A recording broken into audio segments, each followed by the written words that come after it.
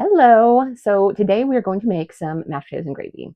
We love mashed potatoes and gravy around here. So I already diced up most of my potatoes because I was not going to make you guys sit and watch me dice all my potatoes. But I typically will put them in a pan and I will just sit on the couch and peel them and dice them up and then come and wash them and put them on because that's how I learned. My mom was sick and down in bed and she taught me all my cooking skills from her bed. So I just improvise for most things. So with our potatoes, I've got most of them cut up.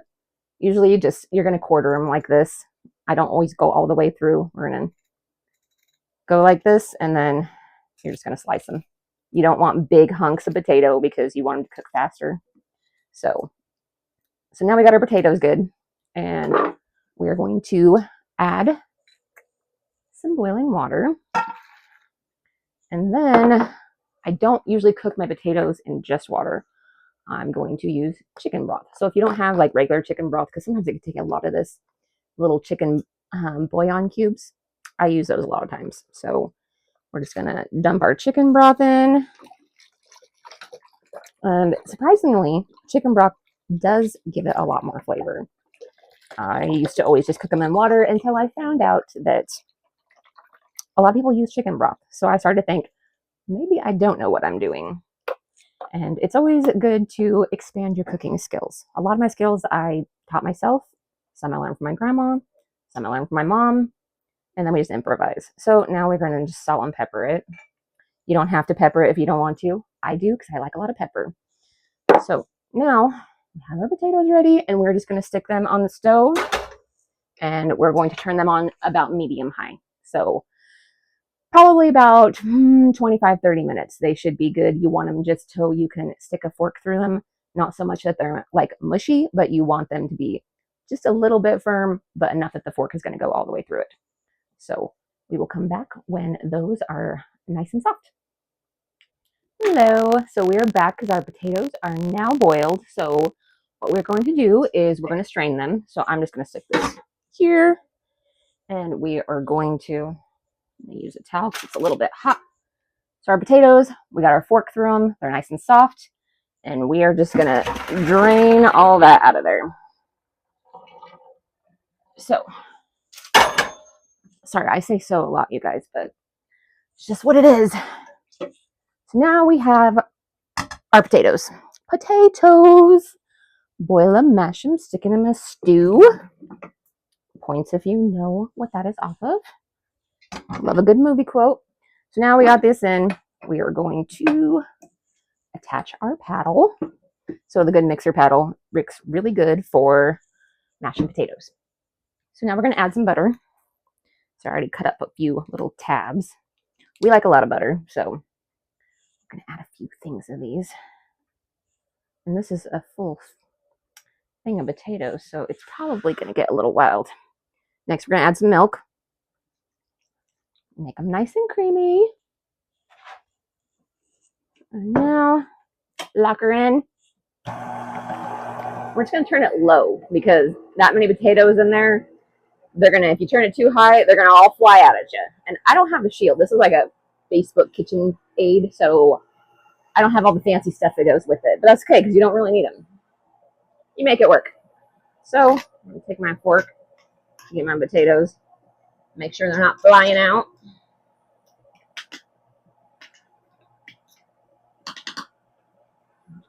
Take that, wrong way. We're going to come back up. And I like to take my fork and go through it again so we don't miss any big chunks down there. So get it in. They like to hide on the side. So you got those big chunks that'll just like stick to the side and don't want to mash up.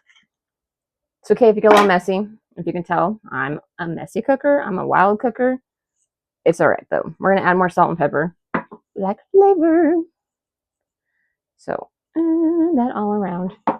And we're going to go again. Now it's not so dangerous with chunks of potatoes. We can turn it up a bit more. So I'm gonna let those run for a little bit.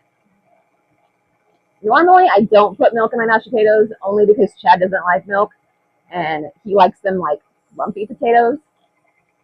not our favorite, but you know, Chad likes it, so we're gonna usually do it for your guys' sake. I put milk in it today, so we're gonna have nice creamy potatoes. All right, so we're gonna pull that out, and then I'm just gonna grab one of these, and we're going to get our potatoes out, and then we're gonna dig around here. See, do we got some more lumps? Always want to check the bottom, and it's still a bit lumpy, so we're gonna go just a little bit more, and I'm gonna add a little bit more milk.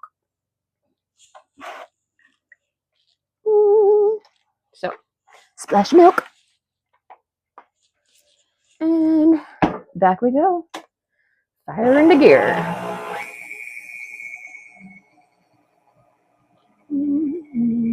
Keep those potatoes in there.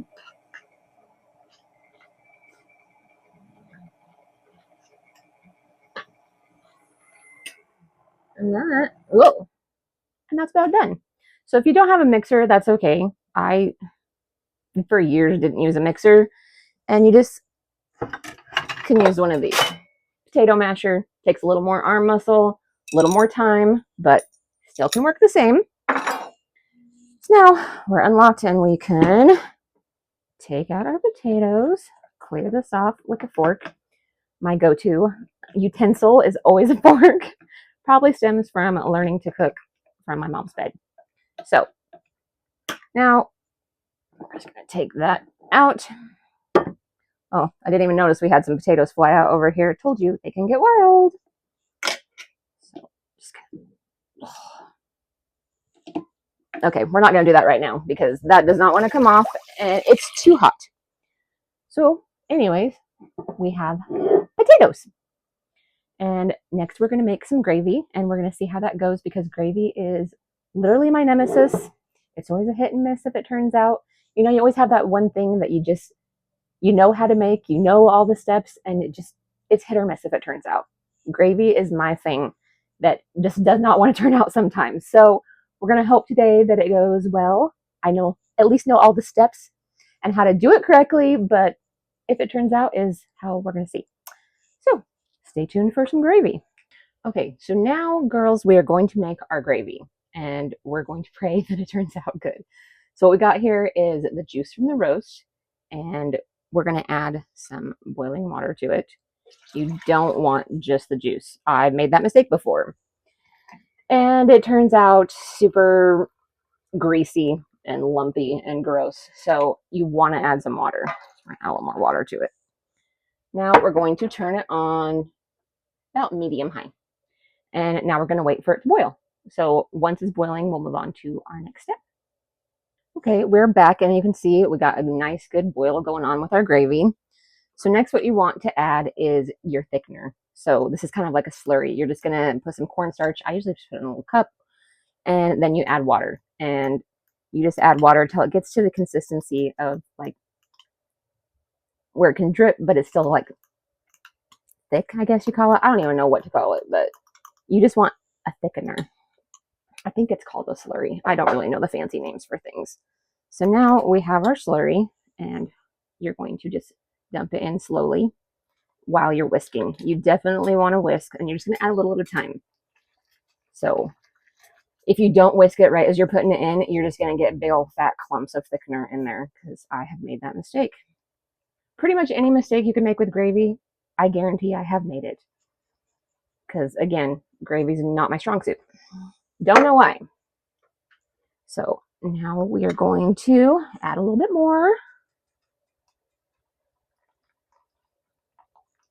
And stir, stir, stir. Gravy is something that you just have to like stir a lot. So this is one where you can't just leave it. You gotta stay here with it and babysit it. Probably why mine doesn't turn out very often because I don't babysit as much as I should probably. So learn from my mistakes, girls. Okay. Now we're getting a little bit thicker. We're going to add a little bit more.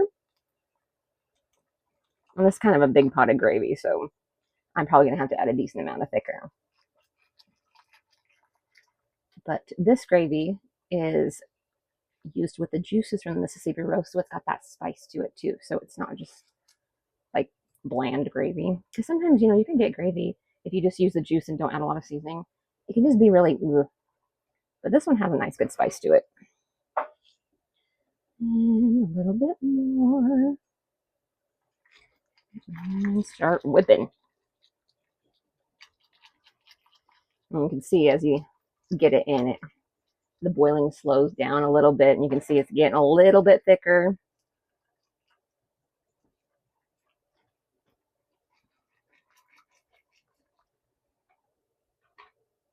I'm just going to add the rest of that. Man, I thought I made too much thickener, but I did pretty good.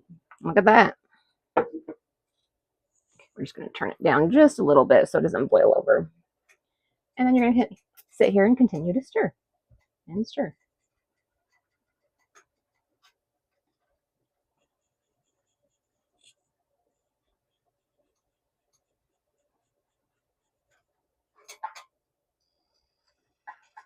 Let's see. So we're not quite thick enough. We're going to let it boil a little bit more. We might need to add some more thickener, but I actually think I need to turn this down. Otherwise, this might boil over. We do not want that because that makes a huge mess.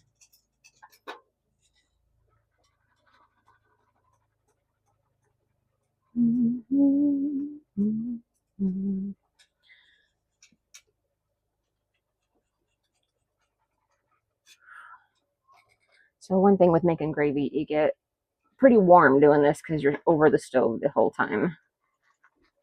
As you can see, we're not quite thick enough. So we're going to let this sit here a little bit, and I'm going to make some more thickener.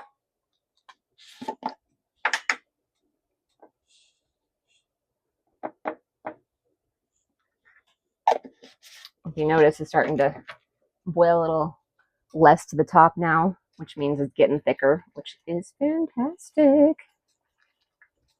Like a good thick gravy. All right. Just going to mix up our little slurry here. You want to get all the lumps out of this before you put it in. Otherwise, again, you're going to have just big clumps. And once you get those in there, they're almost impossible to get out. So try to do the legwork beforehand so you don't end up just trying to fix your gravy. All right.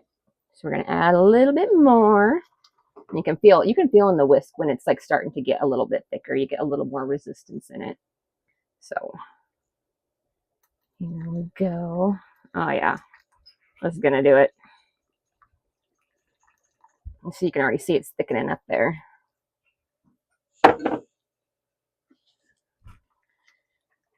And so this just needs a little bit longer, I think. Can you hear that? That's the gravy getting thick.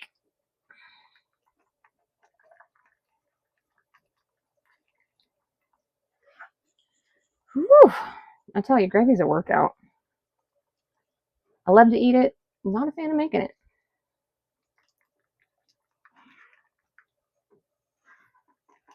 So I think if we let this boil just a little bit more, you can see in the bubbles how it's got that thick texture to it. It means we're getting pretty close to being done.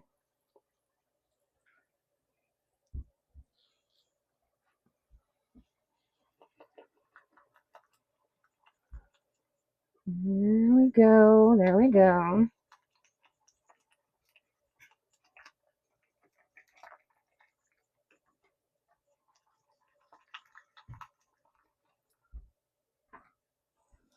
And so to test it, I usually just get my ladle out and kind of see. Too thin. We're gonna add some more thickener. So the ladle is always what tells you if you are too runny. You want it to have like that thick consistency as it comes out.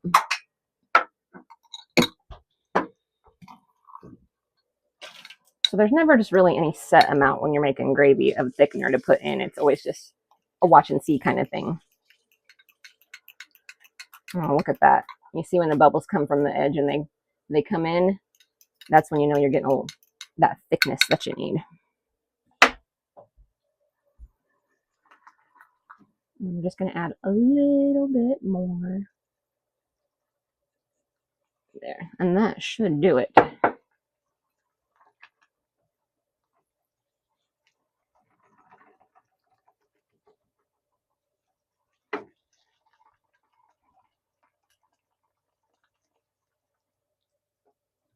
Just kidding. We're just going to add a little bit more.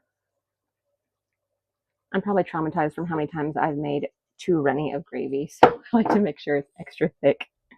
So what happens when this is your biggest nemesis? Of all things, gravy is my nemesis. Odd, but here we are. And let's take a test. We'll see. A couple more minutes boiling. It's going to be right where we need it.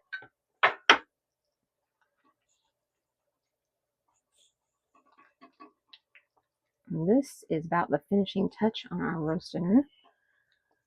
And just in time for dinner, too. It's about 5:30.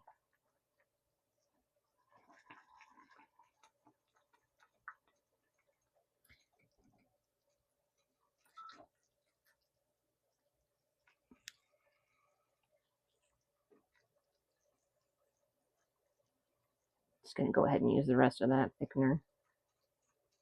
Like I said, I'm always paranoid I'm going to have it too thin, because my kids will never miss an opportunity to tell me that I ruined the gravy. So,